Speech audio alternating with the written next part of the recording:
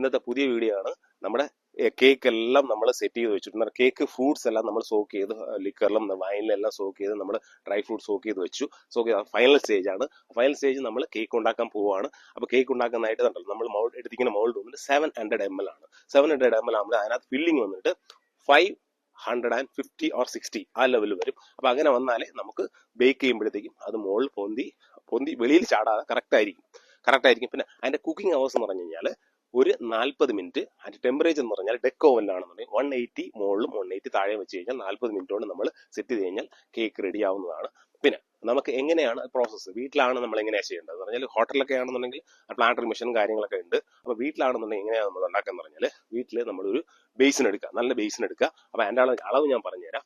Sugar 400 gram, GSM 185 gram, പിന്നെ വന്നിട്ട് butter വന്നിട്ട് 185 ഗ്രാം. ഇത് മൂന്നും കൂടെ മിക്സ് ചെയ്തിട്ട് പിന്നെ വന്നിട്ട് നമ്മുടെ ഈ ഷുഗർ, GSM പിന്നെ അതുപോലെ ബട്ടറും കൂടെ സ്ലോലി നമ്മളിങ്ങനെ നല്ലോണം ഇങ്ങനെ ബാറ്ററിൽ നല്ല ബീറ്ററിലിട്ട് നല്ലോണം സ്ലോലി ഒരു 20 മിനിറ്റോളം നമ്മളിങ്ങനെ ബീറ്റ് ചെയ്യുക.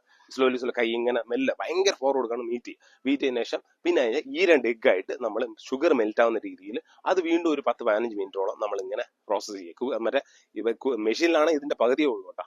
അപ്പൊ ഇതിലാകുമ്പോൾ ഇത്ര സമയം എടുക്കുക, അതിന്റെ ഇരട്ടീന്റെ ശകലം കൂടെ സമയമാവും. അപ്പൊ അത് കഴിഞ്ഞിട്ട് നമുക്ക് മിക്സ് ഫ്രൂട്ട് ജാം എടുക്കുക, ഒരു 50 ഗ്രാം. പിന്നെ നമ്മൾ സോക്ക് ചെയ്ത് കഴിഞ്ഞാൽ ഫ്രൂട്ട്സ് വന്നിട്ട് 625 ഗ്രാം എടുക്കുക. അതിന്റെ കൂടുതലും ഫ്രൂട്ട്സ് ഇടാം. പക്ഷെ ഫ്രൂട്ട്സ് ഇട്ട് കഴിഞ്ഞാൽ അതിനകത്ത് വരുന്ന സംഭവം എന്ന് പറഞ്ഞാൽ അതിന്റെ ടെക്സ്ചർ മാറിപ്പോവും, പിന്നെ പൊടിഞ്ഞു പോകും. അപ്പൊ അതുകൊണ്ട് 625 ഗ്രാം ആണ് നമ്മൾ ഇടുന്നത്, അതിനെ സോക്ക് ചെയ്യുന്ന ഫ്രൂട്ട്. പിന്നെ വന്നിട്ട് നമ്മൾ ഇടുന്നത് മിക്സ് ഫ്രൂട്ട് ജാം നമ്മൾ 50 ഗ്രാം ഇട്ടു.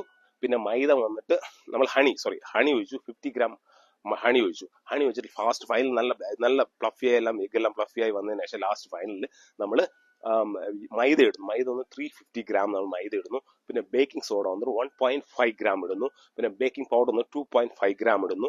പിന്നെ കാടം പൗഡർ 5 ഗ്രാം ഇടുന്നു. പിന്നെ കാരമൽ കളറിന് വേണ്ടിയിട്ട് കാരമൽ വന്നിട്ട് ഒരു 10 ഗ്രാം ഇടുന്നു. എന്നിട്ട് നമ്മുടെ കയ്യിൽ നല്ലോണം ഗ്ലൗസ് ഇട്ടിട്ട് നമ്മൾ മൈദയും ബേക്കിംഗ് പൗഡറെല്ലാം നല്ലോണം ഇത് ചെയ്യണം. നല്ല മിക്സ് ചെയ്തിട്ട് നല്ലോണം എന്ന് പറയാൻ കാരമൽ മിക്സ് ചെയ്യുമ്പോഴത്തേക്ക് അതിന്റെ കളർ അറിയാൻ പറ്റും. എന്ന് പറയാൻ എവിടെയാണ് മിക്സ് ചെയ്തത് കറക്റ്റായിട്ട് കാരമൽ എവിടെ. അപ്പൊ നല്ലോണം ഈവൻ എല്ലായിടത്തുള്ള മിക്സിങ് കളറിൽ കയ്യിൽ ഗ്ലൗസ് ഇട്ടിട്ട് ഈ ബേക്കിംഗ് പൗഡർ എല്ലാം നല്ലോണം മിക്സ് ആവാൻ വേണ്ടിയിട്ട് ഇങ്ങനെ മിക്സ് ചെയ്യുക. ഇതുപോലെ നാല് നമ്മുടെ മോൾഡിൽ നമ്മളത് സെറ്റ് ചെയ്യാം.